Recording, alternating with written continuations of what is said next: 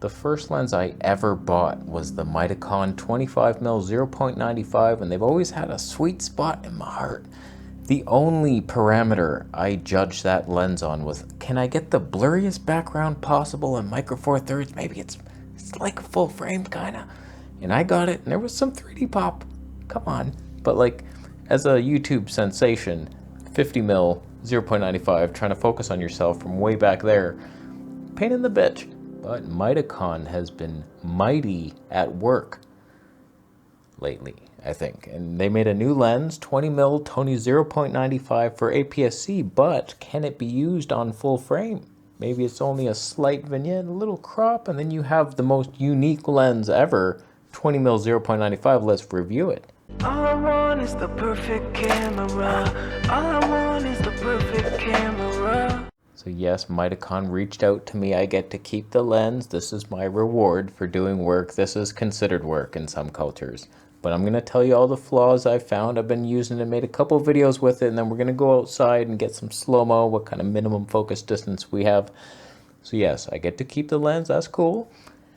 There are some flaws. You know I'm going to find them. I've already found one. The weirdest one, it's just the build quality on this lens is not the best. So like this aperture ring, I don't know if you can see this. Of course you can't. It's a manual focus lens.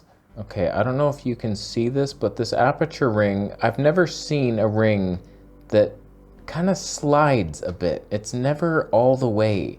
So like these movements are all good.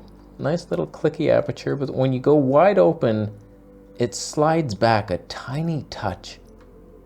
And it's always, so like I don't know if it's wide open at 0.95. It's like 0.98 maybe. So that's weird. And the focus ring, it's like you can feel something happen in the middle right here. It's like tighter, barely moving now at all, and then it starts sliding. So like I don't know if it's just my copy or what. None of that was in focus, but there's definitely stiff points in the zoom right there. Very tough. Usually these lenses, like it's all metal, it looks really sweet, looks like a Leica lens. You wouldn't even think build quality would be an issue, but it totally is. And so like that was surprising. Okay, so right now we're on the Voigtlander 21mm Tony 1.4 on the Sony a7S III. This is kind of in the ballpark, except when you're aps-c cropping your way through life. But let's go to the ZF on this lens and see what it looks like full frame, and how much do we have to crop to get rid of the vignette, if there is any. Of course there is, I've already tested it. Okay, we are on full frame, 20mm 0.95. Like I've always been wanting something like a 24mm 1.2 lens, see what that's all about. And now, if you ignore the vignettes, they're fine. It's a bit much, but in this scene, admit it. You're not, it's just adding to the ambiance, if anything. So it's like pretty good. Side by side with Voigtlander Boy. Am I in focus? I could be. Is it as sharp, wide open? It's pretty sharp. Like from what I've seen, if you're in focus, it's good. Like wide open, 0.95, full frame. It's not bad. It's not bad. And you get more background blur if you ignore the vignettes, which you probably won't. So what do you need to do? My first idea was put digital stab on, because that's less than an aps-c crop.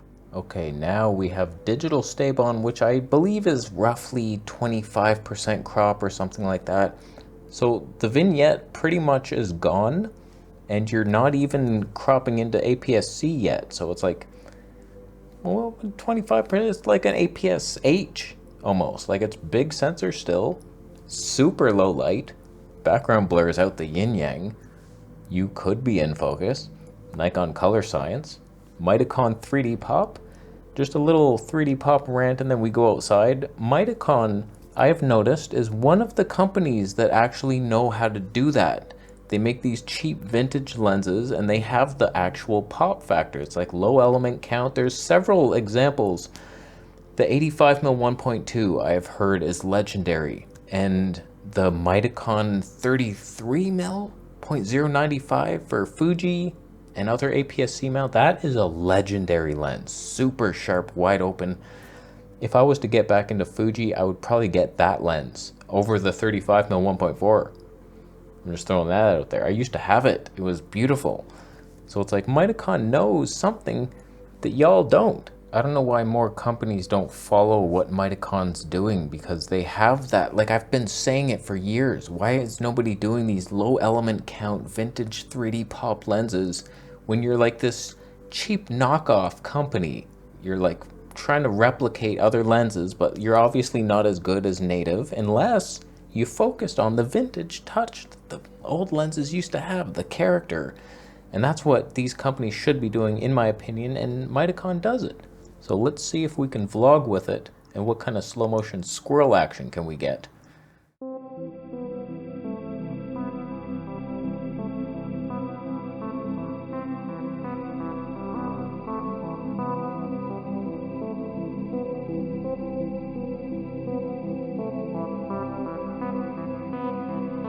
It's heavy. It's noticeably heavy. It's 670 grams. Whatever, you can still run across the street. That was full frame, so potential vignettes happened there, admittedly, but so far, I'm not like displeased. How's the digital stabe? So right now we're in full frame with digital stabe mode. I'll try aps-c and I'll try stopping it down at some point. I have no idea if I'm in focus or not. That screen is just so hard to... The peaking doesn't show up, and it's the plight of my world. I don't know why I sell these autofocus lenses and then go for something like this, but okay, now we're in aps-c, no digital stabe. So this is what the lens is meant to be for, aps-c sensors, and you only have the Nikon Z30. Like, well, come on now. So like if you're in the Fuji territories, or even Canon R7, 1.6 crop, enjoy that. But there's what you could totally vlog with. Why? And yes, apparently you can use digital crop and aps-c. You're ridiculous. Oh, do you want to be a co-host? How about the flowers? They're so blurry. Sorry about that. I'll stop it down at some point. In this shot, I got as close as possible to a flower, and I blurred out the flower in the background, and now you can see the ton. Wide open aps-c mode, everything dreamy. In this shot I stopped it down to 2.8, but I realized it was a mistake, because everything looks boring now. How come flowers are so colorful but so boring at the same time? Here you can see wide open on the left, stop down one on the right, and then I just kept stopping down one stop each one. Boom, look at it. Oh, it's getting uglier and uglier, sharper and sharper, perhaps. Perhaps you got something there, but the first one on the left is the only one that matters, and everything from that point on was a mistake. And never, just glue that aperture ring shut, and then you'll be fine. You'll live to talk about it, but the colors are changing. Oh no, why are the colors changing? In this shot I managed to capture a tattoo couple. Even though neither of them are in focus now, they would soon be, and you can imagine that, and that's part of the art of photography, wondering what could have happened a second later. It would have been much better, but she noticed me, unfortunately.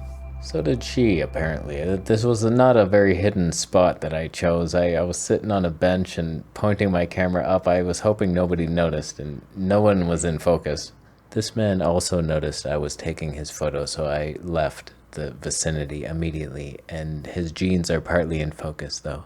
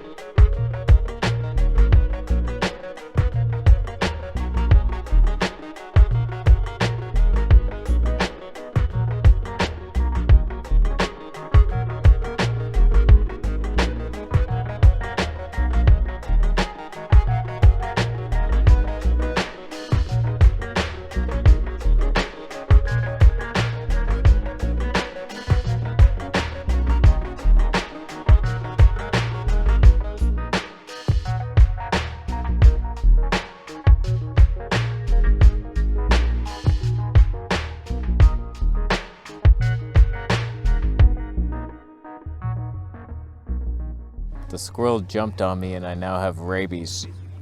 He really latched on. I was feeding him and he's like, stop getting so close. And he jumped, grabbed, and left. And I'm bleeding and I do have rabies. What the hell, man? Decent lens. So like we're in full frame mode with the digital crop for Stabe. I just want to do a couple final tests. So full frame. Is there any 3D pop that you're witnessing right now? There could be some. Am I even in focus? I focused on this log. Doesn't mean I sat in the right place for it. Do I have to lean? Doesn't matter. So we're wide open. Let's switch into aps-c mode wide open and then stop it down at Tony Air 2. So now we're in actual aps-c DX mode, whatever the hell that means, dummy mode. I did move the camera back, so I don't know what we're supposed to learn about the framing, because I didn't like the framing, so I moved it back and we learned nothing. That's fine. But we're still wide open, and now let's stop it down to see if the Tonys are popping like. All right, we're at 2.8 now. Very modest approach. I'm used to doing this with like super telephoto, but wide angle could be fun too. You don't know that it's not. So final thoughts of the lens. It's pretty heavy. It depends. If you like that focal length, which is about like a 30 mil Tony 1 point something, I don't know, it's okay. Manual focus only, quite heavy. If you have the pop factor though, a Fuji Touch with this lens, you could have some fun. I was getting some somewhat moments in focus. It was like, okay, it's somewhat possible to do it. The build quality, not the best, but it's like $350, $399, something like that. It's a pretty cheap lens for you aps-c users. I feel sorry for your parents. But it's a pretty unique lens for being that fast and still sharp wide open. And if there's any pop, just pay attention to all these titles as I'm watching and editing the videos. Like, oh man, no pop at all. Oh, super soft, wide open. Oh, what the hell was I thinking? It seems sharp. Oh, it's a not bad lens. Available through my affiliate links after you donate Bitcoin. That's a fun time. So I'm gonna go wash the rabies out of my blood. Thank you for watching and buying the lens through my affiliate links if it fits your needs. And thank you so much for subscribing. For more videos, I'll see you next.